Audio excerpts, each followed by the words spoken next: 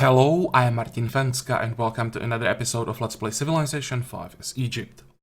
So from the three possible starting locations that I've given you guys in the previous episode, you have decided to go with number 3 quite convincingly. It looked like for some time that no one is going to vote for anything but number 3. In the end, number 2 also got quite a few votes, but number 3 still won pretty convincingly. So here we are. It's definitely an interesting location because we have like 4 different biomes around us. Most likely large forest to the west, then desert to the north. Here it looks like some plains and grassland, and to the sea we'll have, to the south we'll have sea. And we'll probably have to do quite a bit of exploring before we decide how exactly we're gonna play this. Well, let's start by settling our capital. Of course, we're gonna settle in place so that we get the initial production bonus from settling on a forest. It sucks that we can't get a forest hill as a starter. We would probably have to move quite far, and it's not worth it. I mean, this location is decent, even without the hill. I really like starting next to lake for that early triple food tile. Let's start. And first production is, of course, gonna be a monument.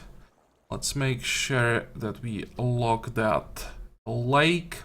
And we probably want to capture a worker as quickly as possible so that we can improve these 2 tiles. It's gonna be pretty important. And if we can get that, then this should be a pretty damn good start, at least when it comes to growth. Research. So we go with pottery first. I will again try to go with Stonehenge. Excuse me. After that, we go for wheel, make sure we get access to our unique unit as quickly as possible. Then calendar, and we try pyramids. But in the recent versions of Vox Populi, the AI seem to prioritize pyramids a lot more than what it used to be. So I don't think that even with our bonus, it will be possible to get them. I've noticed this multiple times, that pyramids are often like the first wonder that disappear after after the Stonehenge. After this, we'll see how the map looks like around us. If we have to go maybe bronze working, something military focused, or if we go writing, try to get the great library. This decision can wait. We'll probably need mining to get the gold, but gold is not that. Actually, it is here. At least this tile, it would probably worth improving. I thought it was 3 tiles away, not 2 tiles away from our capital. Well, we'll see. Let's explore the map first, then we can think about what we're gonna research next. We have enough research for next 60 turns. Which way do we go? I don't think we have to explore through the desert that much. I think first I want to explore the area here, because this is where we'll most likely settle our second, third, maybe 4th city. Am I missing something? I don't think so. And let's get rid of the yield icons.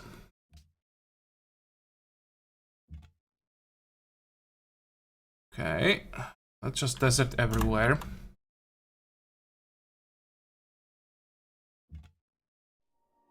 Oh, hey.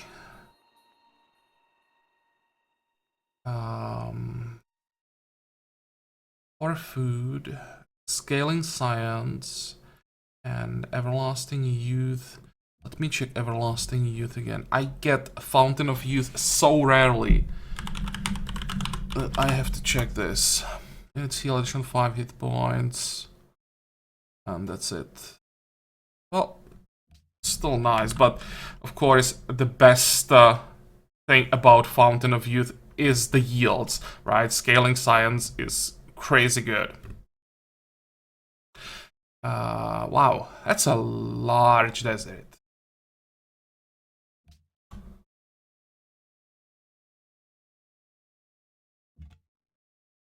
Okay, Barbarians will be a bit of a problem. Of course, we are playing with Raging Barbarians, so they will be everywhere right from the start.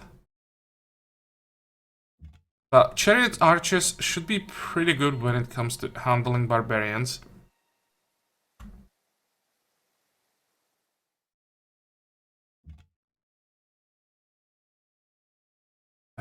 This looks weird.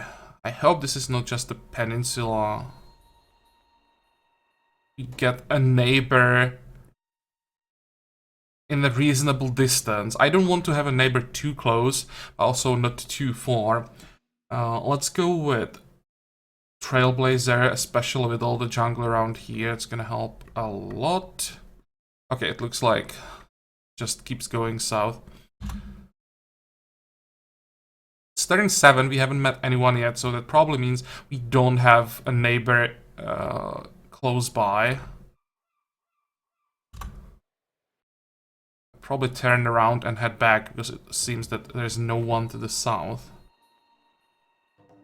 And check here. And here we go. That's pretty early Barbarian attack. We are already losing production. That's gonna slow us down a lot. I can't do anything about it. We'll just have to accept the fact that Barbarians will be a problem with these settings. Oh, hey, America. Where is your worker?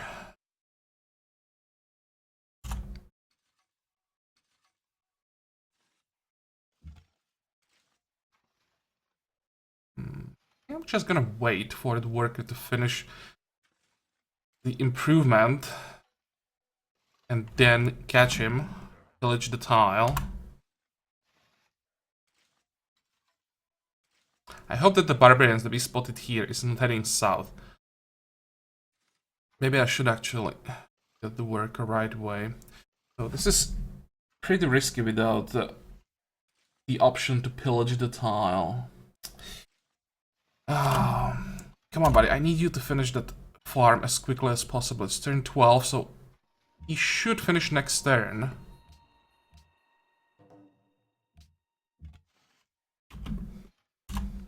Yep, there we go. Now we jump. I said now we jump in. Do I have to manually declare? Trust you are a friend to liberty. Yes, I am a friend of liberty. Thank you for your worker. I just liberated him.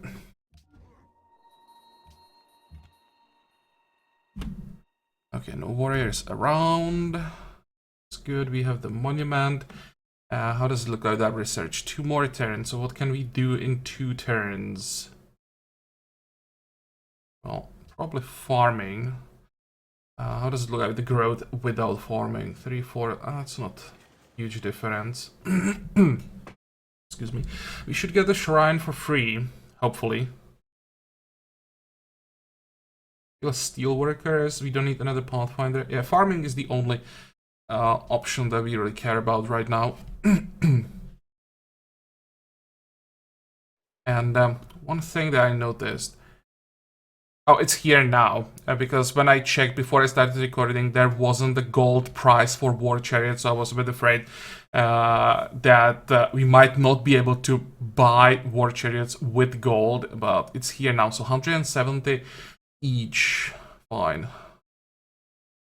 That's good to know. We'll need to hook up that gold and get the extra gold from that.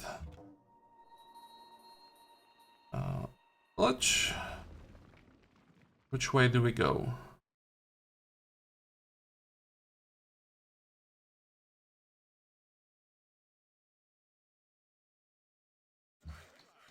Okay. I don't want to run into Barbarians before I heal up. This is gonna be pretty difficult task getting the worker home. I hope that the warrior is not gonna try to catch us. And there we go. Now we are in trouble.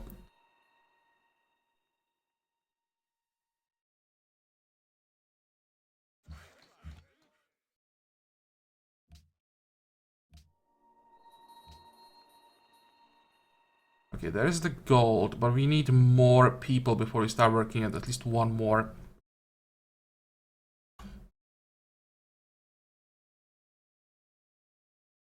Oh, great. He's moving to Washington. That is amazing. Let's just move this way and get the hell out of here. You just die, please. And can look at the farm, that's for sure. Switch to Stonehenge.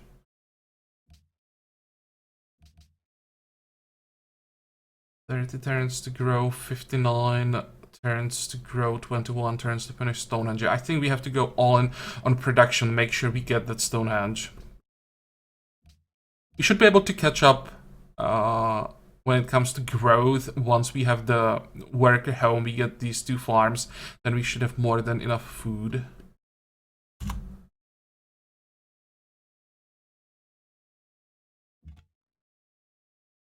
Okay, let's go this way. It's gonna take forever, but we will have some more maneuvering room once we get to the plains, of course.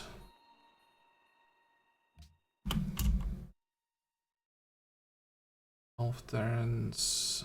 Okay, so by the time we get wheel, we also get the enough gold for the chariot archer. So then we'll be able to send reinforcements south. We just have to survive, basically, until we get the chariot archer that can then safely escort the worker. Let's keep moving slowly.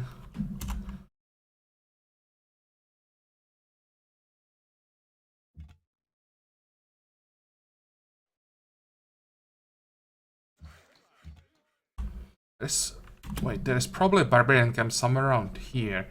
I'll have to go around.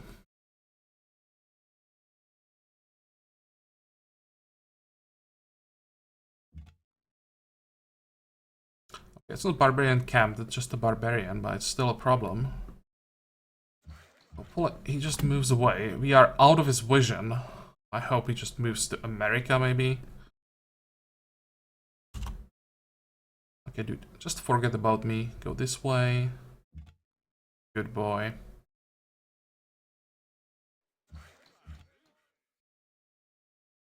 Next.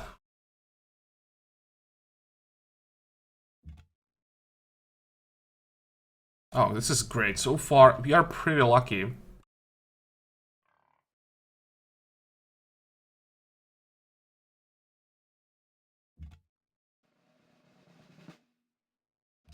Gonna need an extra movement through deserts, I think. Let's go this way. And keep going. So there is one barbarian ahead of us, and there is a barbarian camp. Let's go this way, try to stay as far as possible. Hopefully this guy will just keep moving towards our capital.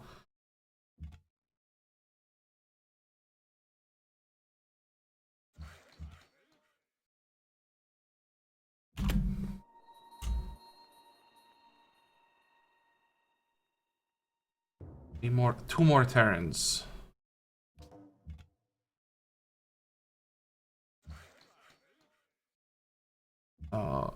Is this a floodplain?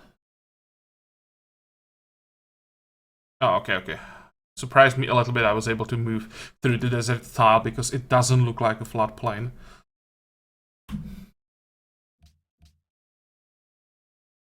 Next. Please don't steal my production. I can't afford it to have the Stonehenge slowed down. Still fine. One more turn for the chariot archer.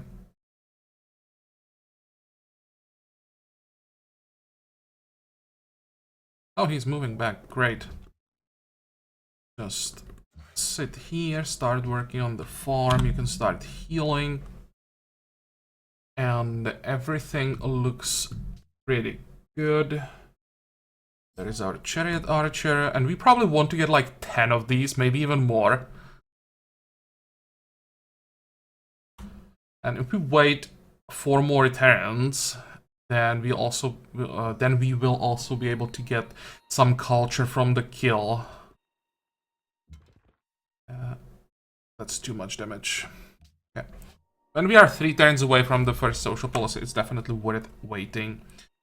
45.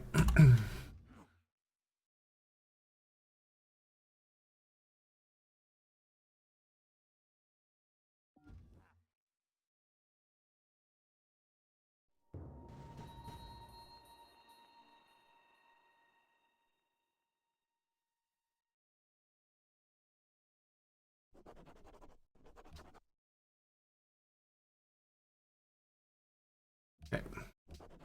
I'll definitely go authority here, because first of all, on Pangea, it's very unlikely that this would be a peaceful game.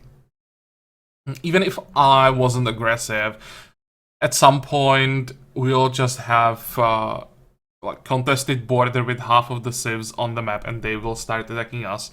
So authority is the best option, and also the scaling production combined with the bonus for wonder production that we have will scale up very nicely. Remember, this is flat production, and the unique ability that we have is a percentage production. So the higher flat production we can get, the more we get from the unique ability.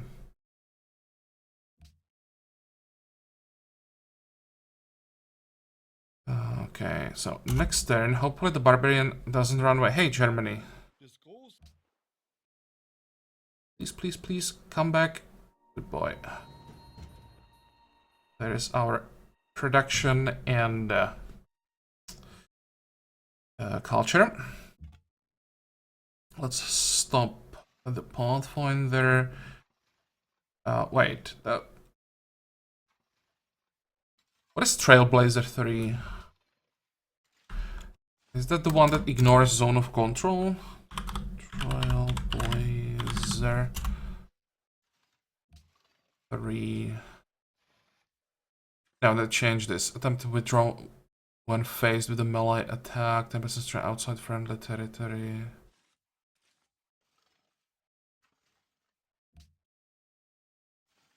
I think that the old Trailblazer 3 ignored zone of control, but now the worker should be fine. I hope it's not, or it's changed properly. What is this? Goddess of Wisdom. We know who got this one, because this is pretty dangerous in the hands of the AI. 45. Actually, wait. This is probably the easiest way. Protect the worker. And another Barbarian. Nice.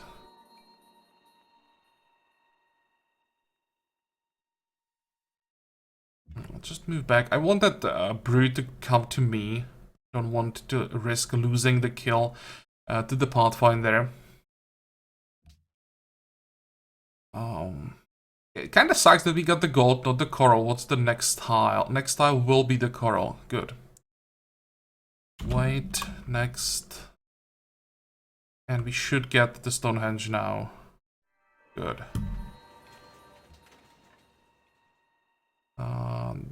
This doesn't mean anything at this point.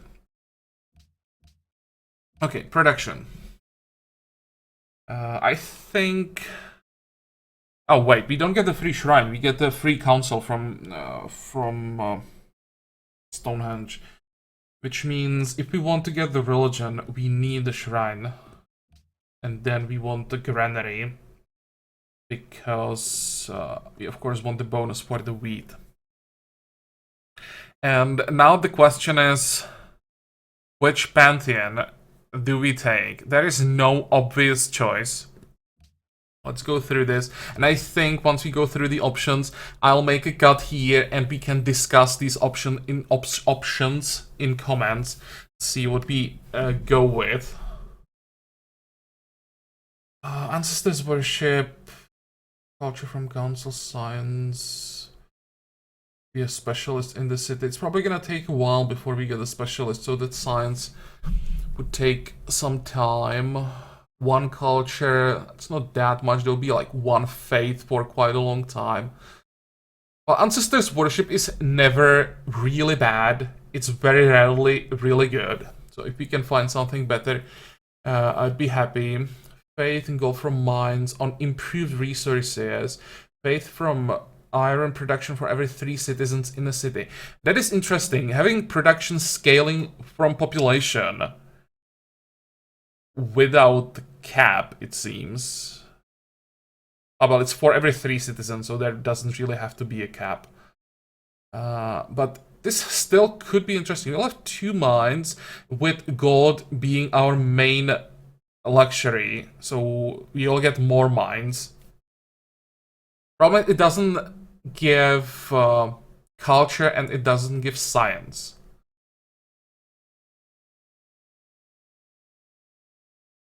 It's definitely an option. I think the first time we picked the Earth Mother. Beautiful creation, fate for monuments, and +1 culture in capital, food production, gold, science for every 2 pantheons. We have, what, 8 people?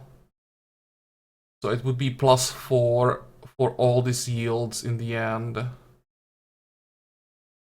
Again, this is never bad. This is probably the pantheon when you don't know. This is the one you go to.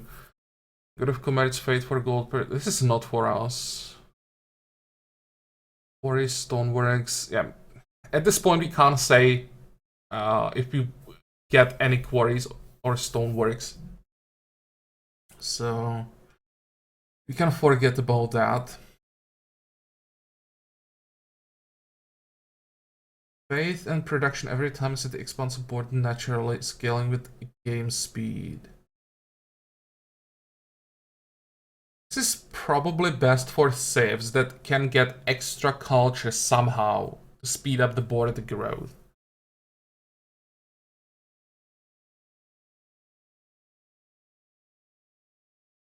There's still the bonus, of course, the 25%.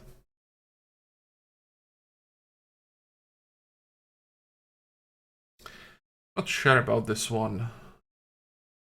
We could test it. I really don't know what to think about it, how strong this could potentially be. I'm pretty sure it would give us an early religion.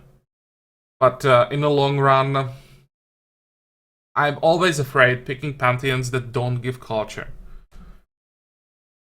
God of open sky, plains, or grasslands without hills or features.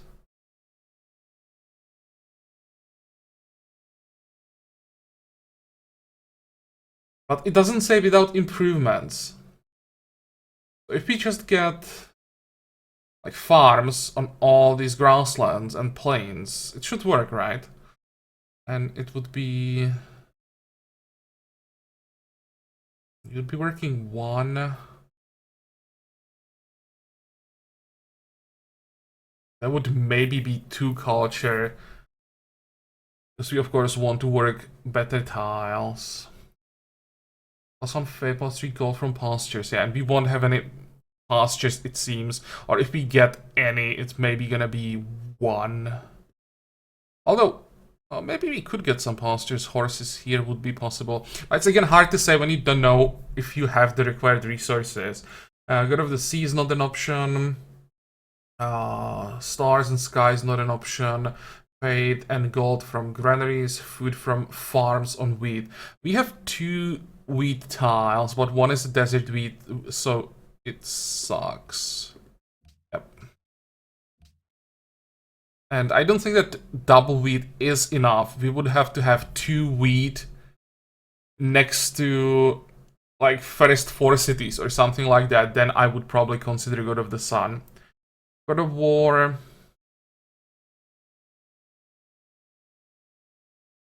I don't know, I don't really like God of War. I don't think it gives enough. I'm not producing units, and just Faith. It's nice, but it's just not enough for me. Faith in the capital culture, golden age points for 6 followers. This takes way too long to properly start scaling up. Goddess of Beauty is 1 city challenge thingy.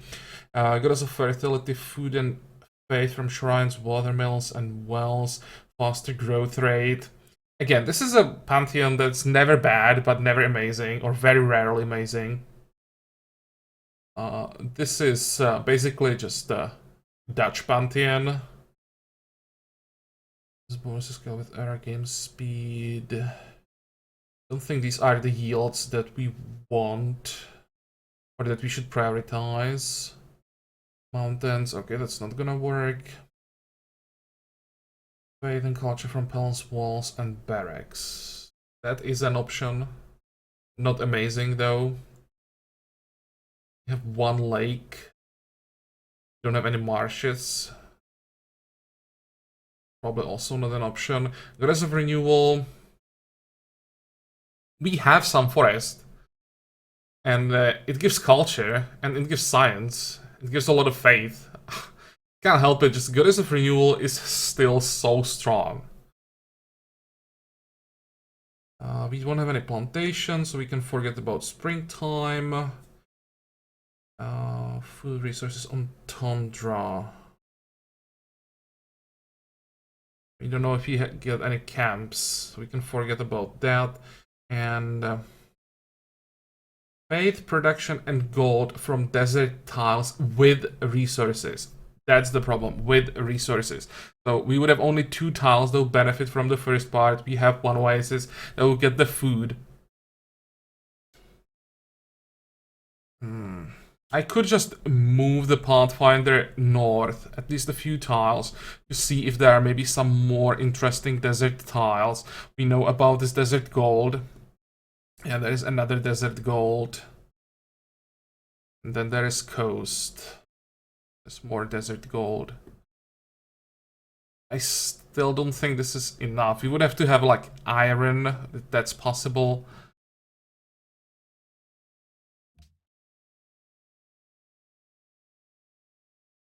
So the gold with this bonus would be 1 faith, 1 production, 2 gold. It's still horrible. I wouldn't work that tile.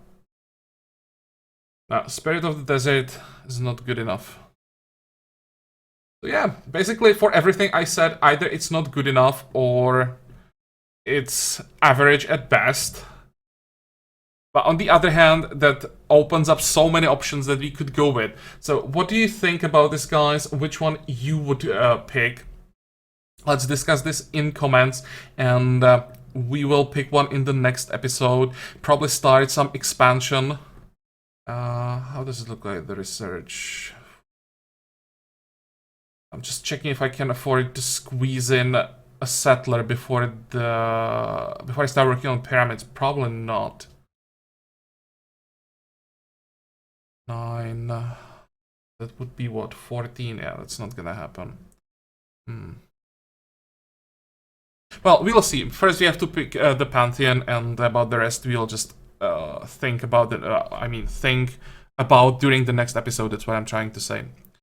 For today, we are done. So I hope that you like this episode. I hope that you're gonna join me for the next one again. And until then, have a good time. Bye bye.